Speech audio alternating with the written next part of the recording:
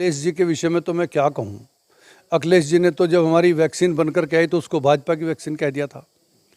उत्तर प्रदेश के मुख्यमंत्री जैसे, इतने बड़े प्रदेश के मुख्यमंत्री जैसे पद पर रहने के बावजूद इस प्रकार की हल्की भाषा बोलना और फिर स्वयं उस वैक्सीन को प्राप्त करना, ये साबित करता है कि जो उन्होंने कहा था वो ठीक नहीं था। ये साबित करता है। इसी प्रकार से अभी भी अखिलेश जी जो बात कह रहे हैं वो तो मात्र विरोध करने का उनका एक विरोध करना एक उनका उद्देश्य है, विरोध करना उनकी एक लाइन है, इसलिए विरोध कर रहे हैं।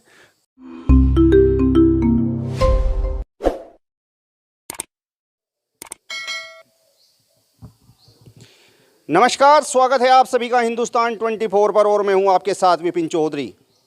जिस तरीके से सरकार की अग्निपथ योजना को लेकर युवा नाराज नज़र आ रहा है, देश के कई हिस्सों में उग्र प्रदर्शन की भी खबरें मिल रही हैं। अब ऐसे में सवाल ये है कि क्या इस योजना में किसी प्रकार की कोई खामी है या फिर इसके पीछे जिस तरीके से युवा प्रदर्शन कर रहा है उसके पीछे किसी और का हाथ है। इस विषय पर आज चर्चा करने के लिए हमारे साथ भारतीय वायुसेना के पूर्व वायु सैनिक चौधरी राज सिंह माजरा जी हैं। चौधरी साहब, बहुत बहुत स्वागत करता हूं आपका हिंदुस्तान 24 पर। आपका बहुत बहुत धन्यवाद, आपने समय दिया, मेरे पास आए इस विषय पर चर्चा करने के लिए। आपका भी बहुत बहुत धन्यवाद। सबसे पहले आपने सेना में अपनी सेवाएं दी हैं, तो सबसे पहले मैं ये जो योजना है अग्निपथ योजना, इसके बारे में चूँकि आपने अध्ययन जरूर किया होगा, तो इसके बारे में थोड़ा सा आप बताइए। विपिन जी, अग्निपथ जैसी अच्छी योजना, एक ऐसी योजना जिसको इस देश के अंदर बहुत पहले लागू हो जाना चाहिए था, वो आज इस सरकार ने माननीय मोदी जी के नेतृत्व में इस देश में ला करके युवाओं के भविष्य को सुधारने का काम किया।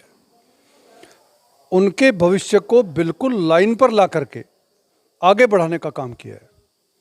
दुनिया में ऐसे कई देश हैं जहां उस देश की जनता के प्रत्येक व्यक्ति को, पुरुष हो या स्त्री हो, सबको एक निश्चित काल के लिए, निश्चित समय के लिए वहाँ की सेना में अपनी सेवाएं देनी होती हैं। एक प्रकार से ये जो अग्निपथ योजना है, ये उसी प्रकार का इस देश की सरकार का एक प्रक्रम है। इसके पीछे जो उद्देश्य है वो ये है कि देश का युवा 17.5 साल से 22-23 साल पूरे होने तक की आयु में भटके ना, उसको ठीक प्रकार से दिशा मिले, ठीक प्रकार से उसके हाथ में एक अच्छा अमाउंट, एक खूबसूरत अमाउंट उसके हाथ में आ जाए, ताकि वो अपने आप को आगे लेकर के चल सके।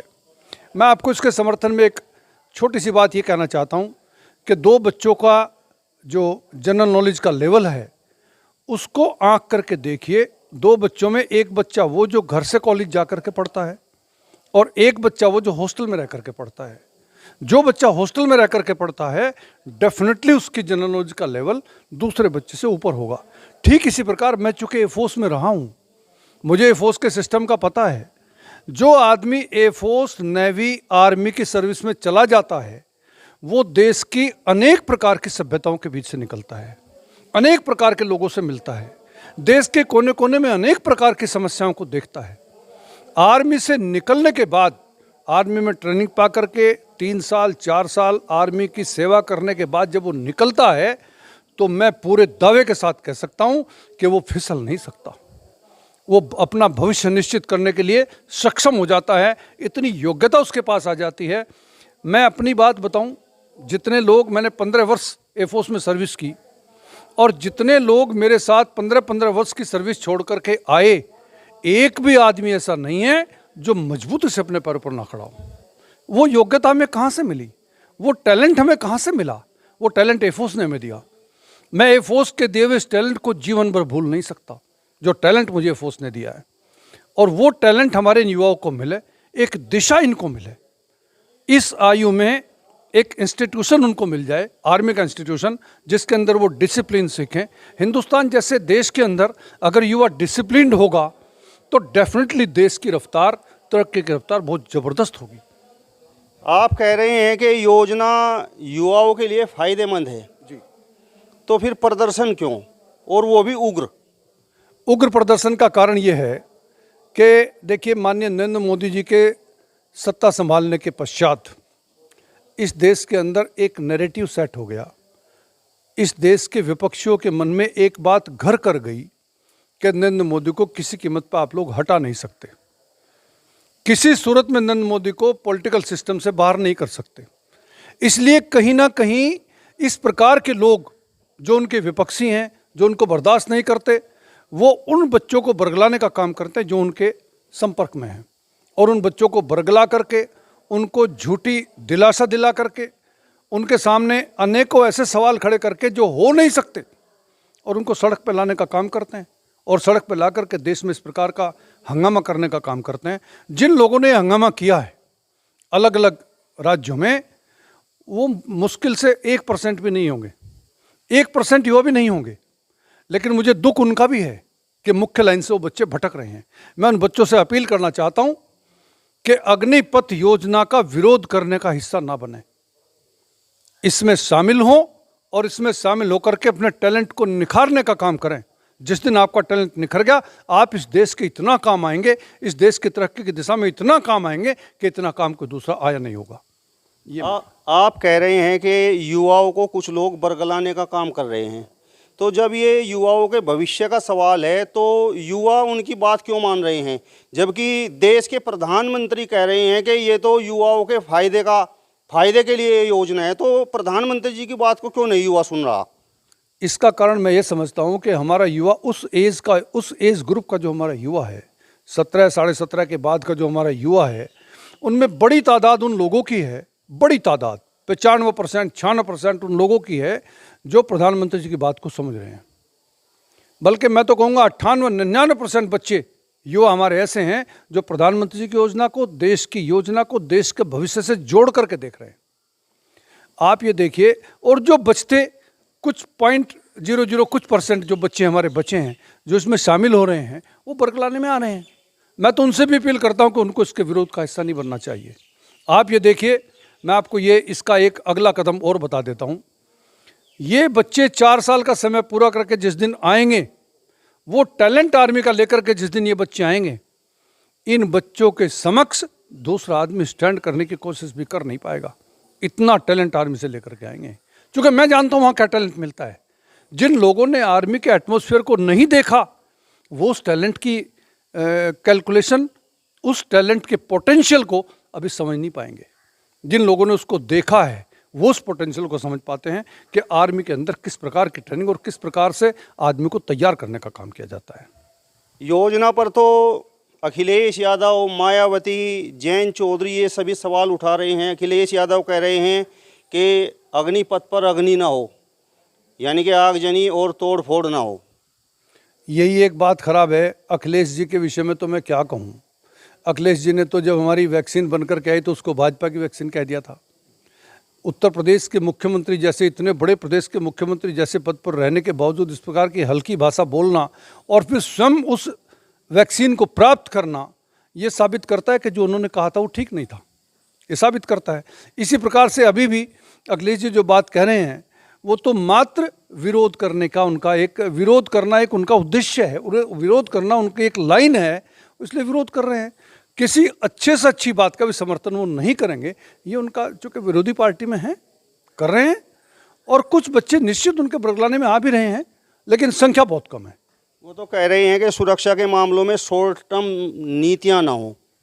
ये सुरक्षा के मामलों में मैं इसको शॉर्ट टर्म नीति नहीं मानता, मैं नहीं मानता।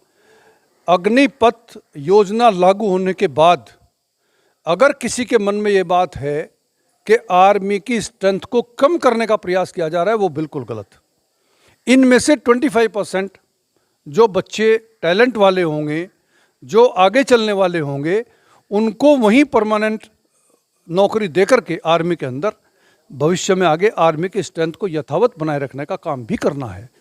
इसका उद्देश्य केवल ये है कि युवा के पास 4 साल के बाद एक ब्यूटीफुल अमाउंट उसके हाथ में आ जाए, नंबर 1। नंबर 2, वो युवा डिसिप्लिन्ड होकर के, अनुशासित होकर के देश की प्रोग्रेस के रास्ते में एक प्रकार से मजबूत सहायता बनने का काम करे। ये इसका उद्देश्य है।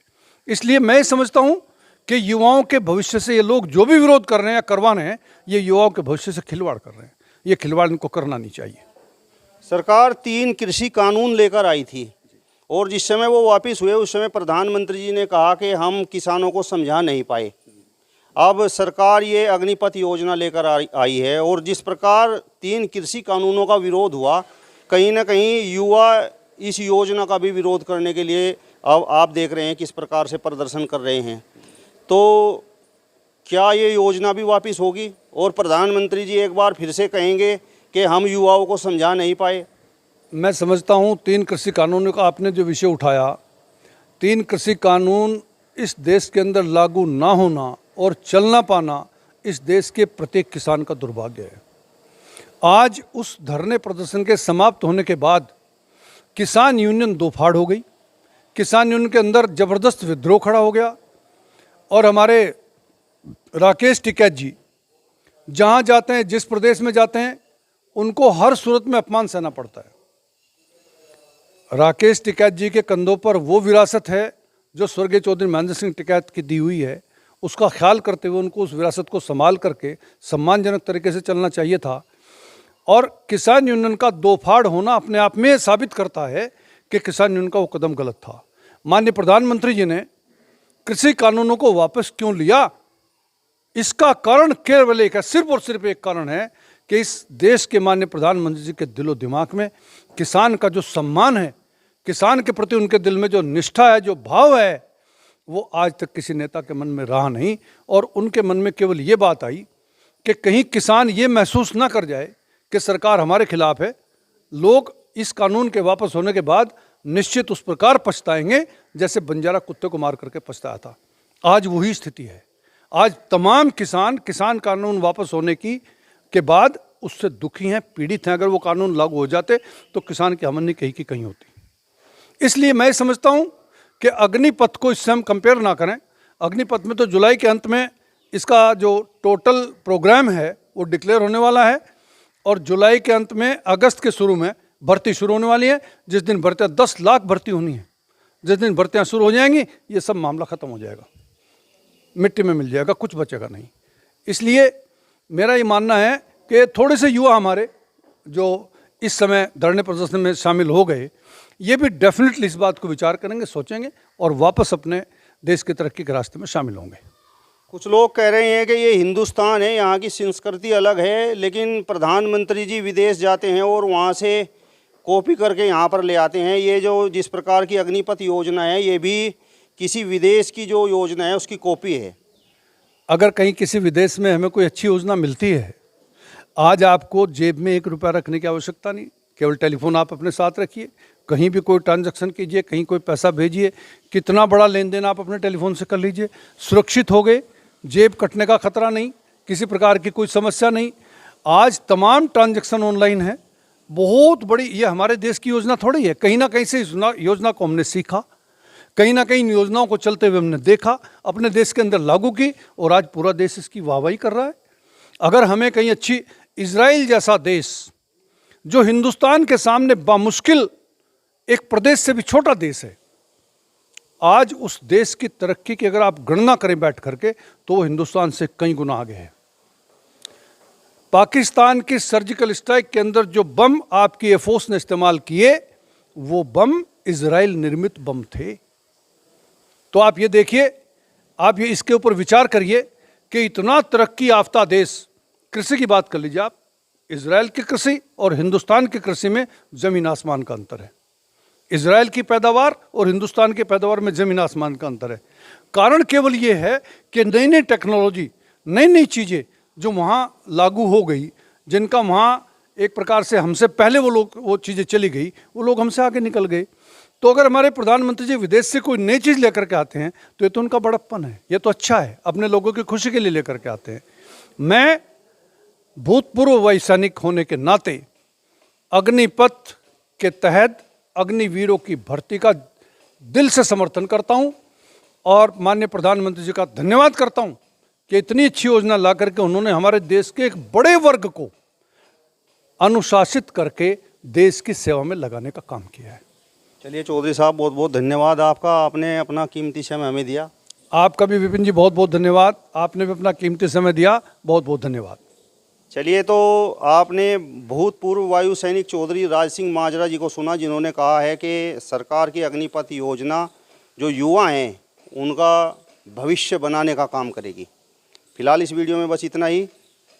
अगली वीडियो में फिर आपसे मुलाकात होगी, तब तक बने रहिए हिंदुस्तान 24 के साथ। नमस्कार।